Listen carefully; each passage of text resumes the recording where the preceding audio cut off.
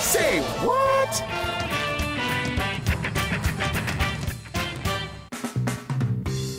.641 on this Monday morning, you and I want to say hello to two new friends of ours. We met them in Punta Cana. They watch Say What each and every morning. Jason and Cindy, what an absolute delight to call you friends.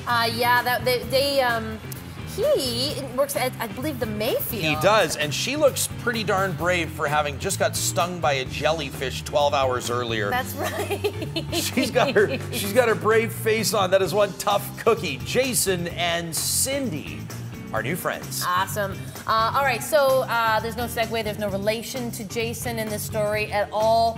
It's just nice to share a picture and then move into this story. So I just want to make sure that Jason's not watching going, hey. So if you're a man, or if you're a woman rather, and you've ever come home and you found your husband like sort of looking through your lingerie drawer, maybe perhaps trying something on, you know, and he's just like, hey, I just want to know what lace felt like, that's all. Just leave me alone. And, you know, apparently it's pretty common. I don't know if you've ever rifled through and decided to try something on. Like, you're saying it like, I just wanted to know what lace felt like that's the perfectly acceptable explanation, right? Like, what would be the other one? What would be the one, the smoke screen? There are dudes that like to wear women's lingerie. Nothing wrong with that. Be it straight, gay, vegetarian, Republican, Anglican, if you're Martian, any denomination, anything, whatever. There are dudes that like... A Martian male in women's lingerie? I would love to see it. Whee! What do we do with the dolphins to cue laughter? Yeah. This is a company out of France, actually. Mystia. They are a firm that has just come up with, yeah, that's right. You designed. Hello, Fi. Come on, girlfriend. And it's actually it's designed for a man's body, so that if you are in the oh, jeez. Sorry if you have a 70-inch plasma TV right now.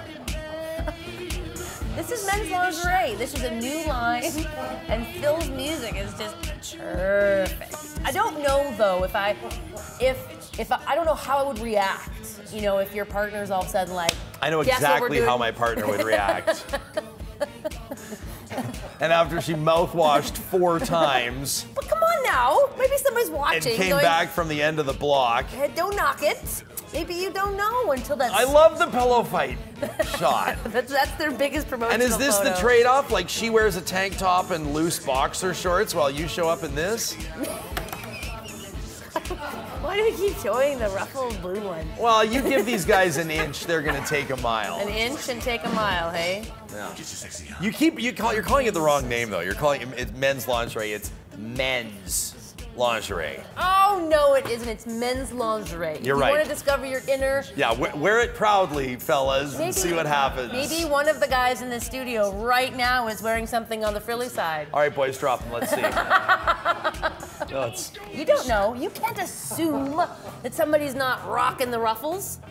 How much time do we have left, Dwayne? Sorry. How much, No, we're good. We still have 2 minutes. All right. Well, I'm going to introduce you to Alil Santos, a native of the Bronx in New York City. This guy is absolutely amazing. All he uses is dental floss, and you know that mouse trap glue? Well, he goes fishing in the grates, the sewer grates in New York City. He says on average, he's making $150 a day. Great days, he'll track down jewelry that'll pawn for $1,000. His biggest take so far, $1,800.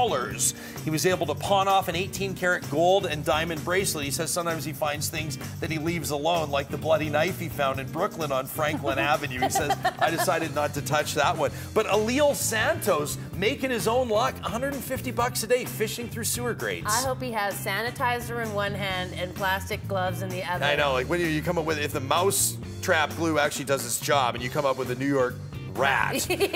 Like, what do you have to do with that one? So listen, you showed us some amazing video, you parasailing high above Punta Cana. Yeah, this was just from last week. Atlantic Ocean. Terrifying, my palms are still... I found a troupe that you can perform with.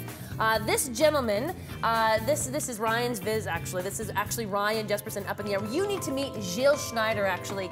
He has taken it to the next level. You were just talking about you wanted to know if you could turn and spin and do things like that.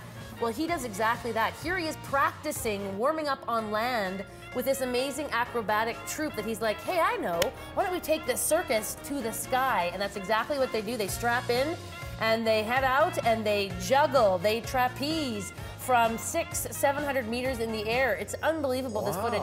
This trapeze artist is, this just absolutely blows me away. She's actually going to perform a routine. I mean, look at that. This is what I want to see from you next time. This is what you want to see. I want to see. Well, you're not going to see that. I can tell you that much. But maybe. If you tear your hamstring at 150 meters, does it hurt as bad? Or is anybody here? This is absolutely beautiful. It's amazing, hey. It's absolutely. And so I just thought, you know. Well done. Yeah, on the heels of your amazing adventure. And I just need 21 seconds for this as we're talking about the elevation, but not only that, the high reaches of human achievement. Who could ignore this man, Florida's Matt Jones? Let's just roll it. He's a cut above the rest, as they say. He's got a watermelon trick that only takes him 21 seconds. Check this out. You can search it on YouTube. It's called, you'll never guess, Watermelon 30 seconds or less. I'm gonna watch this guy and try to learn. Watch your hands, kids, but you imagine you got people over for a picnic this summer. Maybe you're in Horilac Park. You can whip this out. Check this out. Right? Whoa. I mean, you've seen guys, Japanese village, that are able to wield their knife with great skill. Whoa. It's pretty impressive stuff. That's Florida's Matt Jones. Time now for the BT Trivia question.